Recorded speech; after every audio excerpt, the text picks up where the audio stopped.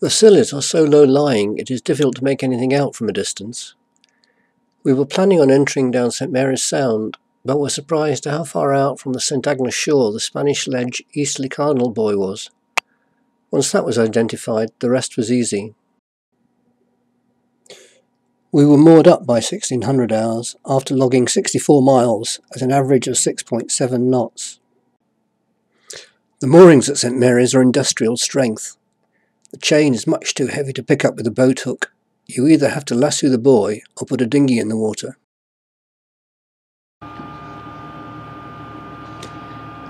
The next morning we had to do it all again, as the outer 2 rows of moorings are meant for 40-footers, and we had to move further inshore.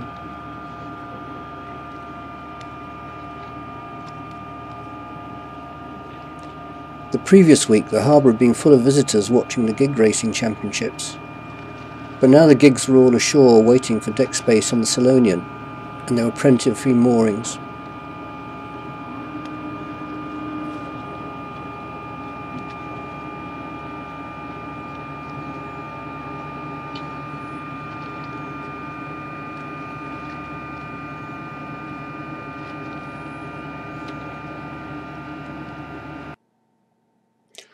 On the 11th, after shopping in the morning for food and an Irish courtesy flag, we went for a walk round Hugh town and its fortifications. From Star Castle we got a good view down St Mary's Sound. We then walked down round the lower protective wall which goes right round the promontory.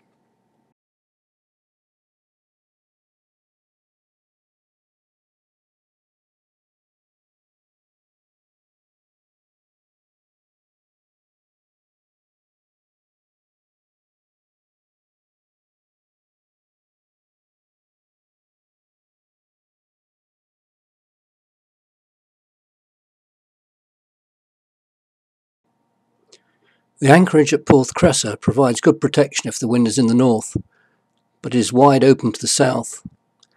There's a famous RNLI rescue video of a yachtsman who fell asleep as the wind turned and the tide fell. He was rescued just before his boat was overwhelmed by breakers in this bay. The gun overlooks the narrow isthmus between Hugh Town Harbour and Porth Crecas.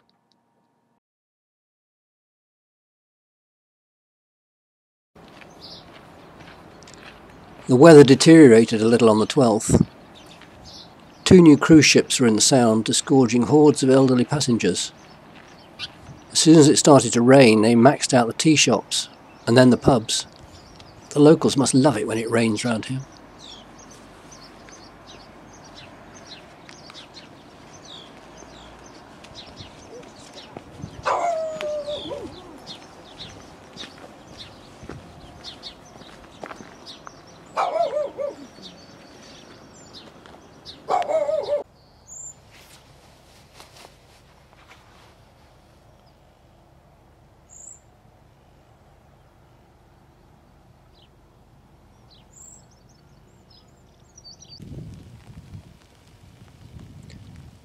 We hired a couple of bikes for the afternoon to explore the island.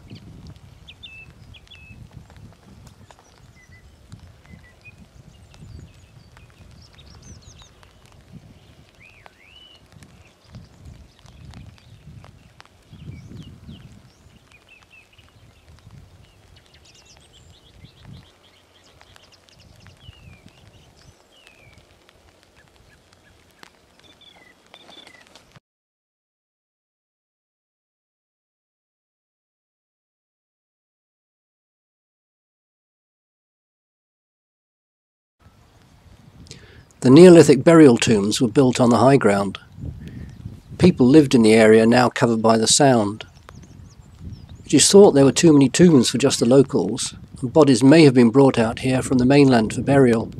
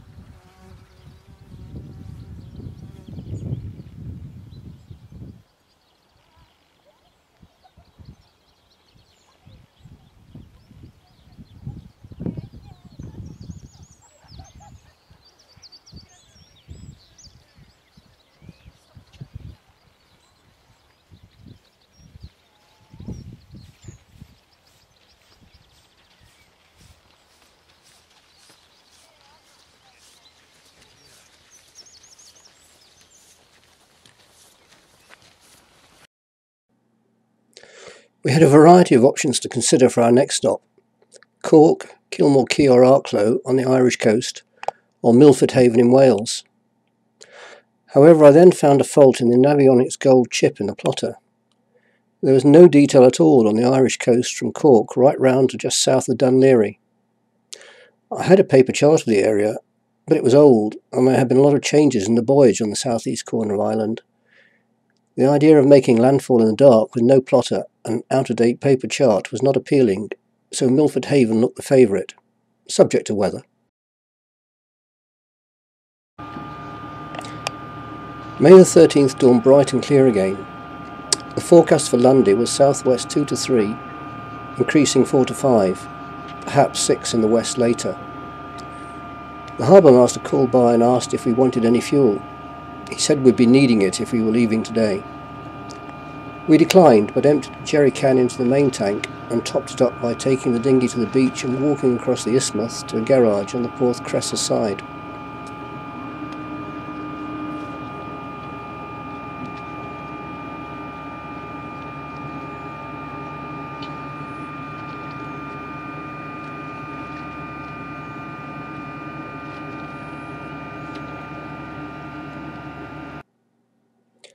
We slipped at 10:40 and motored slowly around the coast to watch the scenery go by, then headed due north.